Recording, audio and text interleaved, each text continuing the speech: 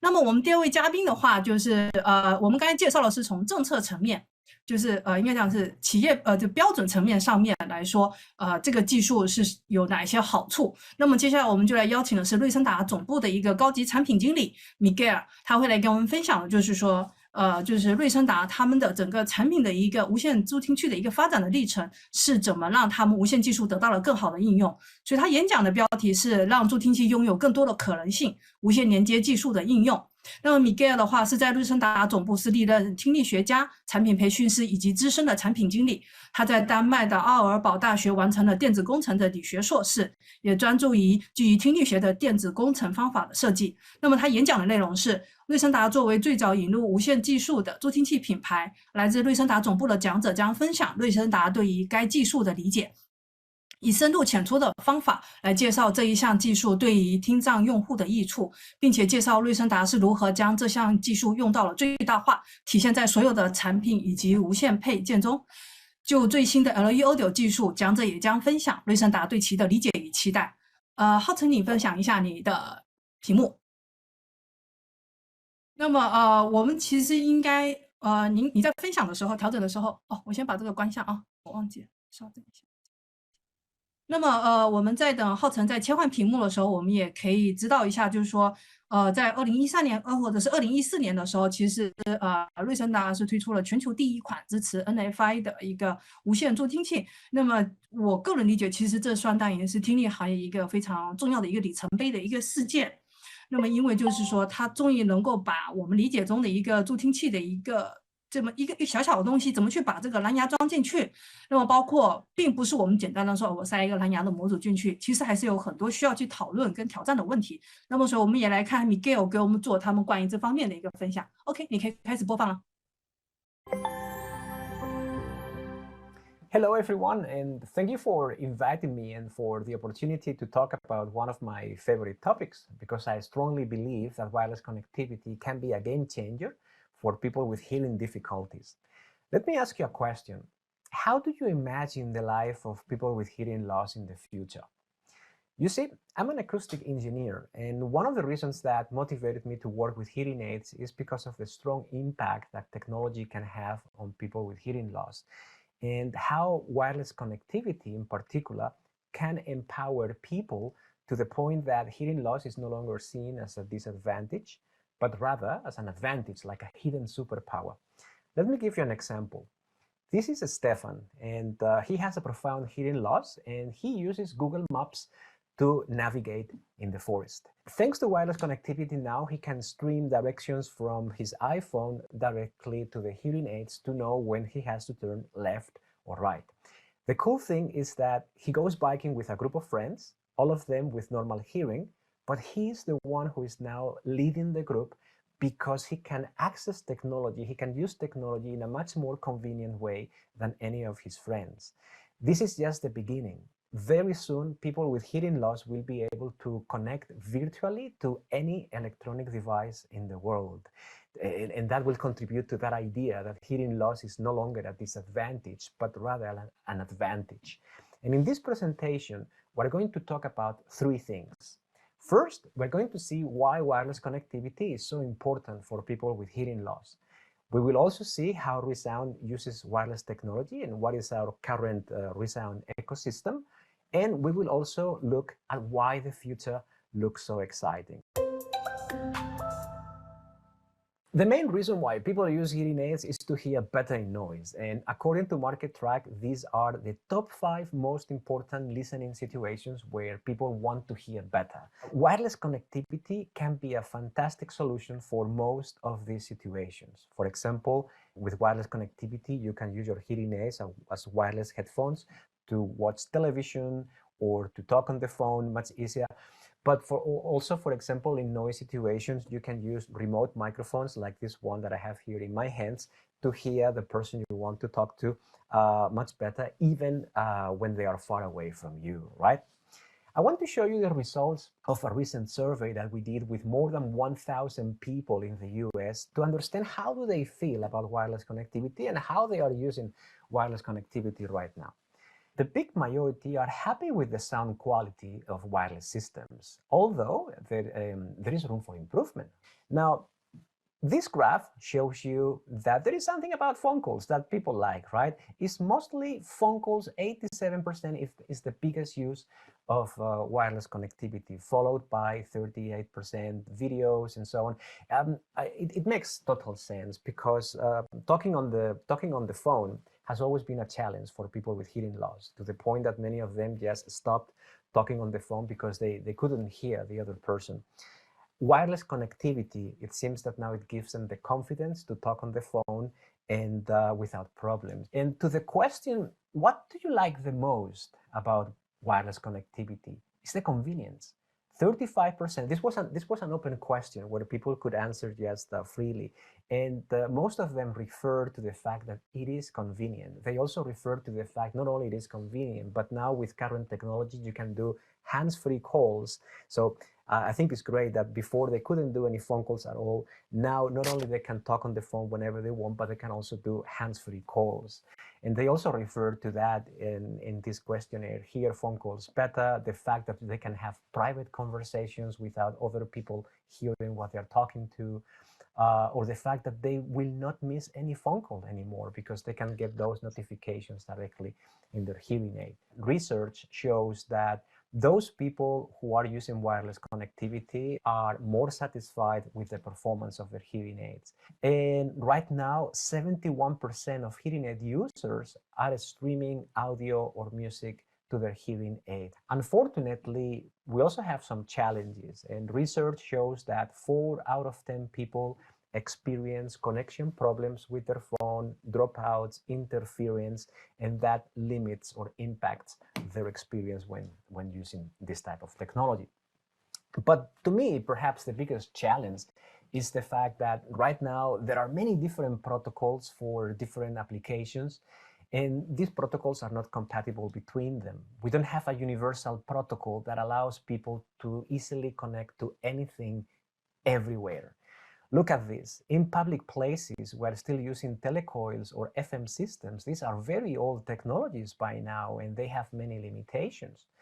Bluetooth was a tremendous step to unify that technology and to allow electronic devices to talk to each other. But classic Bluetooth is not ideal for communication with these little devices that are hearing aids, because classic Bluetooth consumes a lot of battery, and battery is always a challenge for hearing aids. Because of these, companies introduce proprietary protocols, their own solutions, or made for iPhone and Android streaming for hearing aids, or these are based on Bluetooth, but are using low energy versions that require less battery. But it is a challenge, because if you are a hearing aid user looking for new hearing aids, you need to decide which one of these solutions is the one that fits your needs. And also for developers, it's a challenge, because if you want to create new products, new experience, you have to be aware that these solutions exist and they are not compatible between them. Because of that, hearing aid manufacturers came together and decided that, hey, we need to do something better. We need to work together with the Bluetooth group to create something that solves all these problems. And this is why the future looks so exciting, because now it is a reality. There is a new standard for Bluetooth low energy audio, a new standard that will define our future, at least for the next 20 years, and will allow people with hearing loss to easily connect to new experiences. And we will talk more about this in this presentation. For now, I like to think that ReSound has played a major role in the transition from these technologies. I think that ReSound also opened the door to wireless connectivity into hearing aids, and this is what I want to tell you next. This is a picture from 2010, and this is how wireless connectivity looked like at that time. If you want to enjoy television or connect to your phone in your hearing aids, you need to use one of these devices in between. And the way they work is that your phone sends the signal with Bluetooth, right?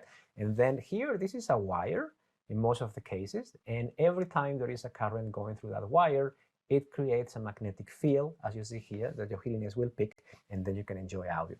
But this has many limitations. One is that it's very difficult for people to use this system. You have to learn how to use them, and it's complicated.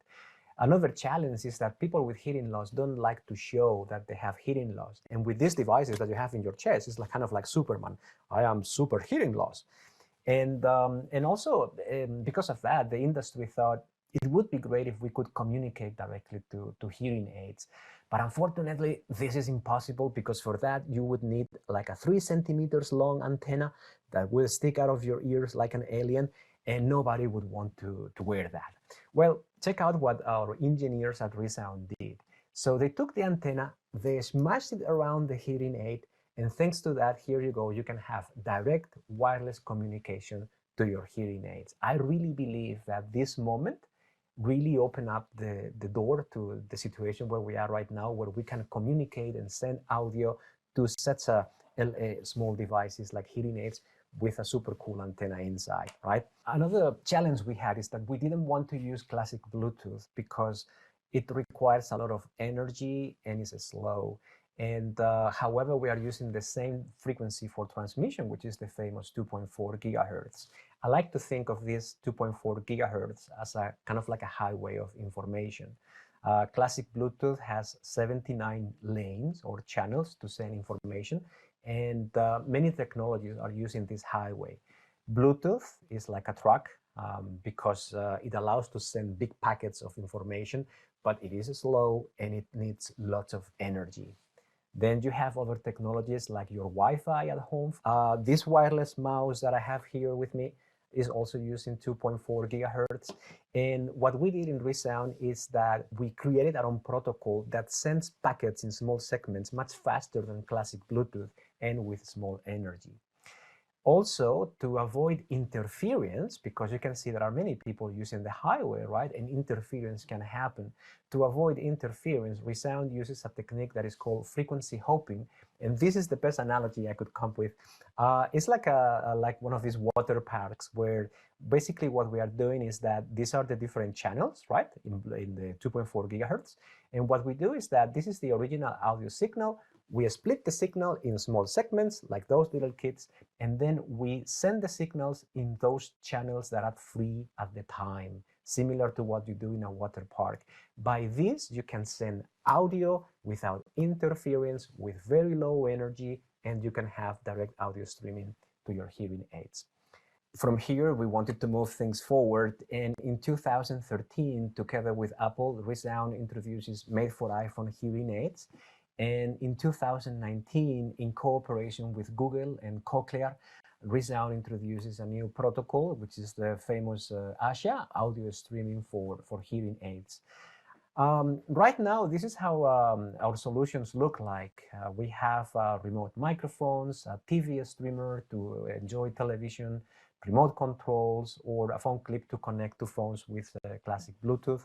These products are compatible also with Cochlear as part of our Smart Hearing Alliance, right?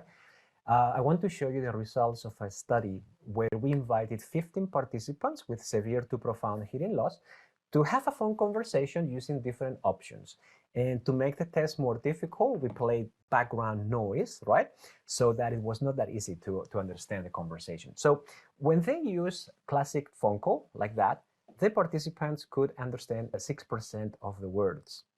When they stream audio from their phone to both ears, to both hearing aids, the participants could understand 55% of the words, which is quite impressive. However, when they use FaceTime, streaming audio to both hearing aids, the participants could understand 78%. FaceTime makes a big difference for people with hearing loss because they can see the face and the lips of the person they're talking to. The ReSound app also makes a big difference for people with hearing loss because they can easily customize their experience. Many hearing care professionals say that ReSound has one of the most intuitive apps in the market, and I can understand why. Everything is integrated in one single app. There is no need for additional apps like perhaps with other companies. The user can easily navigate through the app, so you can increase or decrease the volume, even for one simultaneously or independently. You can also change programs by swapping here, as you see here, or directly in this menu bar on top. And one of my favorite options is that there is this sound enhancer here. So if you click on the sound enhancer, You have an equalizer where you can customize your experience, and you also have access to all the James Bond features, like for example, that's noise reduction, or you can also control what about the directional options depending on who you want to listen to and so on. And you can also customize your experience in the case of wireless accessories. For example, here you can say, okay, football up, family down if you are watching television, and then you are the happiest person in the world, right? And talking about connectivity, I also think it's important to say that with the app, you can stay in contact with your hearing care professional and have remote fine tunings from the comfort of your home. Like you see here, it's kind of like a video conference. Because of time, we move to the third point, which is why do we have so many reasons to be excited about the future? I told you before that there is now a new standard for audio. It's called the Bluetooth Low Energy Audio. And this is expected to be the standard for the next 20 years and will unify, simplify, and introduce new experiences for everyone, also for hearing aid users. For me, I'm super excited because right now with hearing aids help you to hear to a certain point close to you, right? And if you need, you can use wireless accessories for private use like this multi-mic or the TV streamer. What's great about the new standard is that it will open up the world of people with hearing loss to help them communicate in noisy situations much better. For example, thanks to the new standard, they will be able to go to the movies and choose in which language they want to watch the movie. They could go to a sports bar where there are different televisions, all of them showing different games, and they can choose which game they want to hear in their hearing aids. Or train stations, airports, which are places that are very noisy. This will be a way for them to connect automatically to the sound system of these places, and they will be able to hear much better. Public places like offices and public buildings, and virtually any electronic device like computers, televisions, and so on. This is all thanks to the new protocol, Bluetooth Low Energy Audio, which introduces many advantages. The first one is that it works with a new codec. It's the LC3 codec that will provide much better sound quality even at small bit rates. And here you can see a comparison between classic Bluetooth and the perceived sound quality on a scale from 0 to 5. And you can see that even at very low bit rates, the sound quality is perceived very high. Another advantage is the possibility of multi-stream, which basically means that people will be able to connect to multiple electronic devices at the same time, and it will help developers to create better experiences, especially where voice is also involved. But perhaps the most exciting thing is the possibility of sharing audio with something that's called Auracast. Auracast is going to transform the life of people with hearing loss in public places. For example, people will be able to go to train stations, theaters, lecture halls, football stadiums, wherever, and automatically or easily connect to the sound system in those places.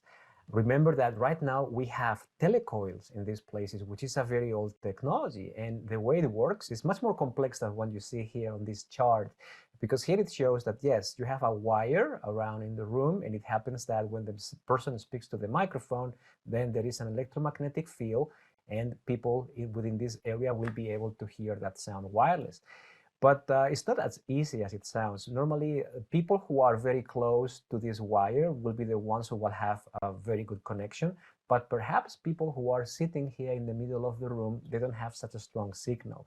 Because of this, it's very common in telecoil installations that here, for example, for this auditorium, if you want to provide coverage to the whole area, you have to install a cable underneath each of the rows here. And these installations can be very complex. Here, for example, you see that if you want to provide coverage to the entire surface, you have to make sure that the signal gets everywhere. Auracast will definitely simplify all this. You can go to a place like a classroom, like this one here, and you will have a transmitter similar to a Wi-Fi system that will give coverage to the entire area. And that means that people with earbuds that are compatible with this solution, people with hearing aids or cochlear implants, they will be able to enjoy a very high quality audio signal without problems. If you want to connect to Auracast, there are different options. The easiest one is to use your phone. It's similar like searching for Wi-Fi. So you can search for what the Auracast broadcast systems you want to connect and just select those ones. Or perhaps you can also scan a QR code. Imagine, for example, you are at the airport at your gate, and there will be a QR code that you can scan, and automatically you will be connected to the sound system of that gate. Or for those people who do not have a mobile phone, maybe there will also be a physical button like this one that says Auracast. So you can just tap that button and automatically your hearing aids will be connected to the sound system. So to summarize, right now, Bluetooth audio, we have different options, all of them with advantages and disadvantages. Classic Bluetooth gives a very good sound quality and is widely used all over the world. Right now, there are about 5 billion devices with Bluetooth.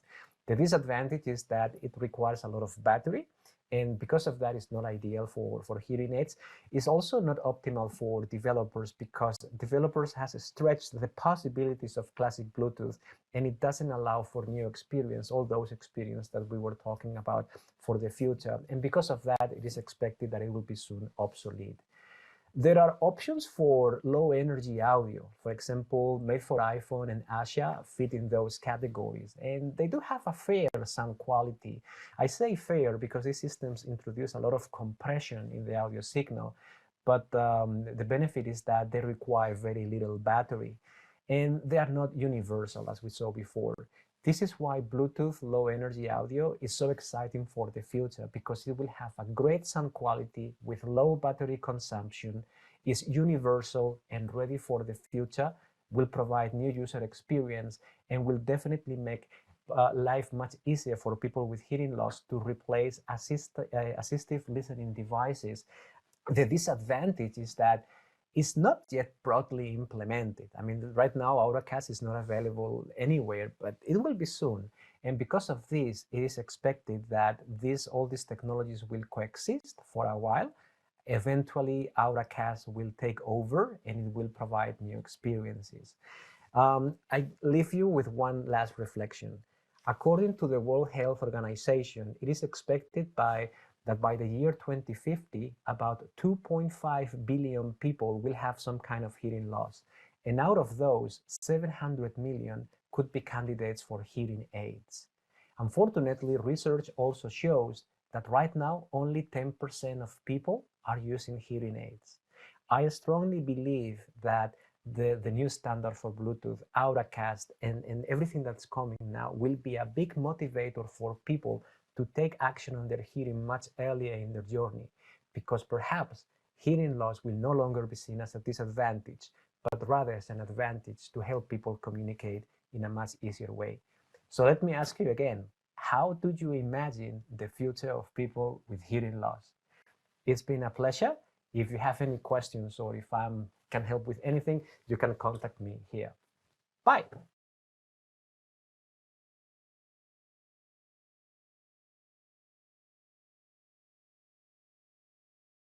好的，非常谢谢Miguel 的分享，尤其要非常感谢来自于大北集团瑞声达的一个大力的一个中国团队一个大力的支持跟配合，因为我们是在非常短的时间之内，然后寻求他们的帮忙，所以他们帮我们完成了一个非常棒的这么一个 PPT 的准备。尤其Miguel的话，他没想到他竟然不是听力学出身，他竟然是电子工程的这一个出身，但是他其实对于助听器啊，包括对于蓝牙这些技术的理解，包括听力学理解还是非常的到位的。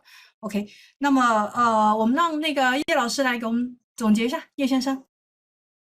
好的，谢谢大家。那个非常感谢Miguel 的一个介绍。这个从Miguel的介绍，我们可以了解到整个这个产业啊，包括这个助听辅听技术产业，也包括其实整个蓝牙音频产业，这个为了这个实现这个低的功耗。更低的延时所做的很多的努力啊，就是我们可以看到，在这个过程中有很多的私有的方案在提出来，大家在针对这个无线技术的传输中的遇到的各种问题啊，就是有自己的方式去解决啊。当然，这里面带来的很多的兼容和互通问题嘛，其实也就是这个蓝牙低功耗技术在试图解决的，去统一这个市场啊。当然我觉得我们希望这个蓝牙低功耗技术在未来能够让大家去得到一个更好的统一的体验，也有更好的、更灵活的去选择自己的产品啊。谢谢。好的，谢谢叶先生的一个总结。因为其实我们刚才私下还是做了一些讨论。我想问一下因为百瑞互联还有一位听说有个音频的大佬是李强先生是吧？不知道您会方便上线跟我们做一些可能，因为这个就是关于是在音频部分有跟听力相关的这部分的一些蓝牙的应用，不知道您会有一些什么样的见解吗？李先生可以方便您上线跟我们聊几句吗？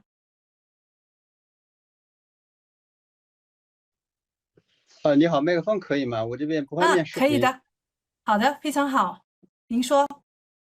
对，那音频这一块，就是因为作为 RE Audio 一个比较重要的组成的部分这个 LC3就是可以对助听器，我觉得应该是有相当的比较有好处，因为 LC3它的重点是低复杂度，然后高音质，所以特别适合在助听器这种低功耗的产品上使用。那LC3其实它也它作为 SBC 的这个传统的一个替代的方案，它也能就是说除了助听器以外，它在其他方面，比如说播放音乐这些也会提供一个比较好的音质。而且还有一点就是它的延迟也相对来说比较低就是我们知道 LC3它有2种就是说增长的方案，10毫秒和7.5毫秒，所以相对来说更传统的，比如说我们现在比如说在有些手机里面使用比较多的蓝牙的播放音乐使用的 AAC 的音质比较好，但是它的复杂度特别高，另外一个它的延迟也特别大。那如果未来使用 LC3这一块就会有比较大的优势。我大概就说这么多，好，谢谢您。好，谢谢李先生给我们做一个非常更加仔细的一个介绍跟分享因为这个确实还是我们比较不太了解的一块。OK，那么我们现在看到有2个问题，然后我自己还有一个问题但其实第一个问题是，其实刚刚好像因为王先生跟叶先生其实做了一个解释，就是说辅听设备目前是否需要经典蓝牙加 LE Audio 双模的一个芯片方案因为我看你们其实有做了一些回答嘛。那么因为我其实对，要不您先说。那个是这样的，因为从使用的角度讲，它经典蓝牙主要的作用是在于说，我们需要去兼容现在市面上已经出售的很多的手机，毕竟在早期手机它并不支持这个低功耗音频，所以它也没法支持像 Auracast 这种技术，所以你如果还要想使用蓝牙技术去跟手机进行通信，那你还得借助经典蓝牙。这就是说，经典蓝牙 LEO 的双模，它这个芯片是现在主流的芯片方案商在提供耳机芯片时它的最主要的方式。但是呢，我觉得我们用纯粹的低功耗蓝牙也没有问题，就是说，作为方案商来讲，它会提供一个发射器，这个发射器很小，它在接到你的这个手机上，其实是外扩一个很简单一个 USB 设备，这样你就可以相当于是既能够用你手机原有的经典蓝牙去支持你的普通的蓝牙耳机，当然也可以通过这个发射器去跟你的这个只有 LED 低功耗音频的这种助听器去建立连接这样就解决了这个所谓的互通问题。当然，对于如果在助听，就是在这个公共场合的 Auracast 而言，那低功耗音频就足够了它确实不需要用到经典蓝牙谢谢。对，是的，我这边这个，因为我们是这个行业的，然后我刚刚也问了一下我们行业的那个做蓝牙的一个小伙伴，那么因为其实目前因为为什么我们会出现是一种情况，就是经典蓝牙再加低功耗蓝牙2种双模，我们现在说的是就是这个行业用的是经典蓝牙加低功耗蓝牙双模的方式去做，这一方面他们想解决听音乐的问题，那另一方面他们又希望在一些助听器的一些 APP 的操作上面能够实现一些低功耗的一些问题。那么所以就这2年比较主流的一些国产品牌，他们用到的方式的话，都用这种方式来实现用户的一个需求。那么当然做的最好的是风力，因为风力是跟 CEVA 要了一个授权，然后可能做了一个类似封装的一个这个 IP 的一个东西，我不太了解。但是问题就是说，风力确实是把这个经典蓝牙跟低功耗蓝牙2个打包在一起，带来了整个行业非常大的一股风潮，就是较原来的这个 NFI 或者 ASHA 来说是很近的一步。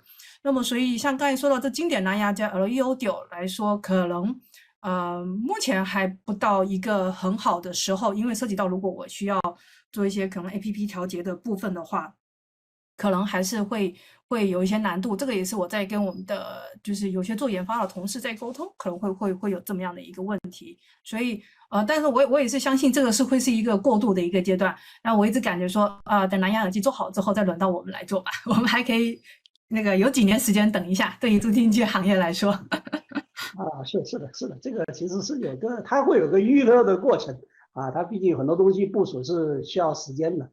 对，所以我现在很开心看到像 OPPO 他们都有好像前不久是不是发布会有提到说他们那个有开始支持 Auracast， 好像我记得有这一条新闻。是的，所以对，请前方的那个消费电子品牌继续努力，我们在后面等着。对，好的。然后刚刚我们也把那个第二个问题也说到了。那么第三个问题，其实我是替我们这个行业的很多业配师去问的这一个问题。那么因为其实我们知道是我前面有说到，瑞声达是相当于是全球第一个在助听器里面加了用低功耗蓝牙实现了一个无线的助听器的功能。那么他们也迭代了，我觉得至少迭代了4代到5代的一个产品，才让整个产品变得非常的稳定。那么所以那我们也想知道，因为你们在之前这个LE Audacast 的这个助听器的工作组上面，其实有跟他们很多互动的地方。那么说从你们的角度来看，就是怎么去理解说对于瑞声达这样的公司，他们去做的这些在无线协议上面做哪一些动作，才会让他们做的比较稳定，或者是什么样的一个情况？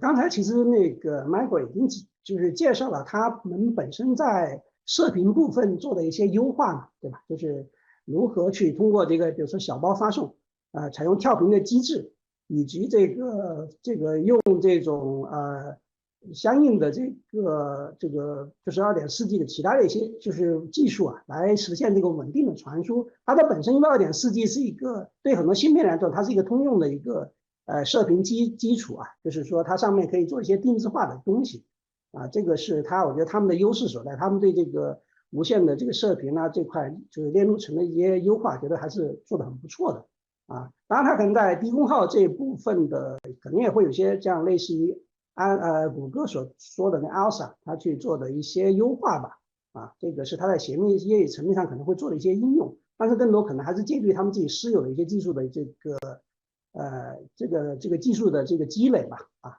去实现了它的一个稳定的低延时的这种传输啊。好的，非常谢谢。那我们知道说，其实一个产品要做好还挺难的，因为尤其是这个无线技术，虽然有时候我们开玩笑讲说，对于助听器来说，其实解决音质问题是第一重要的事情但是其实我会发现，其实消费者好像其实对于这个东西能不能跟无线蓝牙连接，尤其能不能听音乐这个事情，还是一个蛮关注的一个要求。包括我们刚才说到，有好多人会用来接打电话。所以这也是一个蛮有意思的事情。OK，那我们刚才有说到是百瑞互联这边有位舒杰老师是在射频跟硬件方面是比较专家的，是吗？那个欢迎您上台来跟我们讲讲记，谢谢。你好，主持人你好。哎，你好，舒老师你好，您说，哎。就是在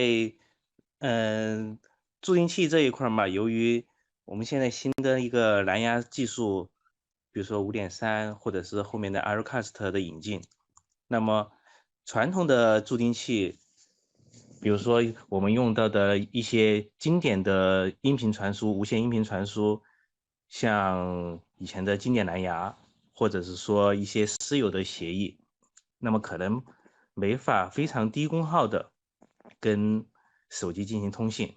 那么当引入了这样的一个新的标准之后，我们可以采取比较先进的射频架构，然后呢，可以得到一个比较通用的，能够跟手机或者是说相互之间无缝、没有什么兼容性难度的这样的一个连接，然后让助听器的功耗进一步降低，然后让大家既能够在实现助听器基本功能的情况下，然后能够得到一些音乐呀、接打电话的一些功能，这都是归功于一些射频架构和一些射频技术的一些标准的统一上面。我想说的就是这些。好，谢谢。好，非常谢谢。因为其实我们做助听器研发，而且我相信，尤其是这个国产助听器很大的一个痛点就是说做蓝牙这个无线助听器，好像真的不是放一块芯片那么简单的问题，还包括天线怎么放啊，射频这边，就是助听器的设计，包括在这个可能那个结构设计啊，在电路设计上面，其实带来了蛮多的挑战。这个我觉得他们都非常头疼这一件事情，所以一直到现在，其实包括这个信号的断连啊，或什么东西，其实还蛮有在存在的。那所以我觉得对，因为我这可能蓝牙耳机好像这种问题会少一些哈，我不知道可能是不是因为用的一些协议，还是说因为他们可能在射频啊这些设计上面来说会比较专业一点，是这样的一个原因吗？还是说大家其实都面临一样挑战？蓝牙耳机对功耗的这个会相对对容忍度高一点，对。对，您在这说助听器的时候对功耗，那它在硬件电路在射频上，就你会有很多的限制，这会导致，因为你比如说射频很简单，你天线稍微布置的不好，对吧？它容易干扰，就是容易受干扰嘛。你衰减太厉害了，它会出现所谓的通信的这个它叫 link loss 的嘛，那就是你所说的断连了啊，这确实是这样。OK， 所以说那我明白大概是什么样的原因，看来还是真挺难的，在助听器上面要去做这一个事情。对，我觉得关于这个问题，以后我们可以再试看看有没有在一些有一些可以再去跟大家做分享，因为我觉得这个也是蛮多人蛮好奇的这么一个点。对，非常谢谢这个苏先生关于在这边这个硬件这边给我们做的一个分享。那我们先来看一下观众这边有没有问题？我看一下好像目前没有看到问题是吧？没有问题，那挺好的。那我觉得我们今天这两趴的整个问答环节非常的精彩。那个先感谢王瑶老师给我们拉了这么多的大拿进来然后也非常感谢叶老师还有苏老师刚才讲的这个一个李先生都给我们做了一个很精彩的分享。那么所以我先做一个简单的总结。那么就是我们在这一季的话，其实我们可以看到我们其实讨论真的是一个属于很非核心的技术。如果我们在看今天我们的这两位嘉宾的演讲，包括我们在问答环节，会觉得这个好像是一个不是很核心的技术，但是实际上如果你从用户的需求层面来看的话，这是一个很强刚需的一个需求，它不亚于我们在对于这个助听器的这个听力的这些算法上面的追求来说，它也是一个非常重要的一个点。那么尤其的话，我们也会知道，就是说其实这个无线的技术的应用上面，其实意味着我们可以给助听器加第二个大脑，就是我可能手上的一个小盒子或者无线麦克风，那么通过这么一个外载的一个设备，那么比如说我们可以做助听器的这个算力的增加，或者说是通过它去做成一个无线麦克风，实现一个声音更精准的一个定位，不管是全向或者是方向性的话，那么这样就可以让聆听的质量会变得更好。所以这个也是我们看到在助听企业为什么会一直很坚持去做这么一个无线技术上的一个发展跟推进的一个最主要的一个原因。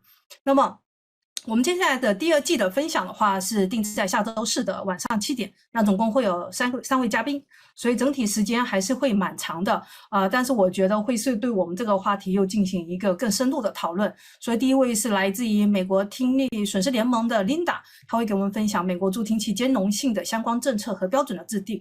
那么第二位的话，就像我们刚才说到，会介绍一下无线麦克风他们作为一个听觉的辅助设备的设计原理与讨论，这个就是基于我们这个蓝牙的稳定性，包括很重要的一个点就是低延迟，你怎么做到低延迟才能够保证这个无线麦克风有个很好的表现。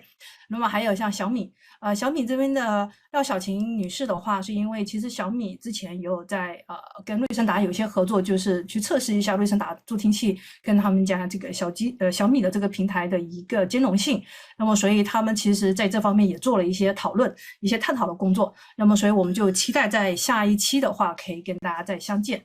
那么同时也最后再打一个广告，今天要说的比较多，就是我们在5月26号就在北京听力协大会的前一天的下午2点，我们会做一场健康技术论坛的一个线下会。那么所以说没有见过我本人的，也没有见过很多大拿的本人真面目的话，我觉得可以把握这个机会，我们到北京线下一起见个面。那么这一次会议的话，我们会有像邀请到声学所，包括我们之前过往一些比较优秀的一些演讲者，他都会参与到我们的分享当中，包括还有一个圆桌的环节。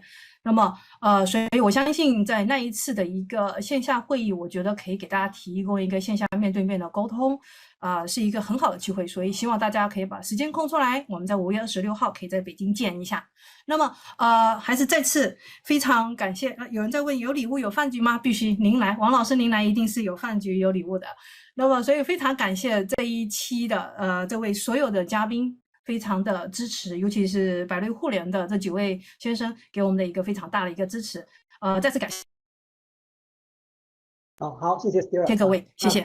那么那我们对，谢谢叶先生的支持，还有我们这个站在背后的王瑶先生。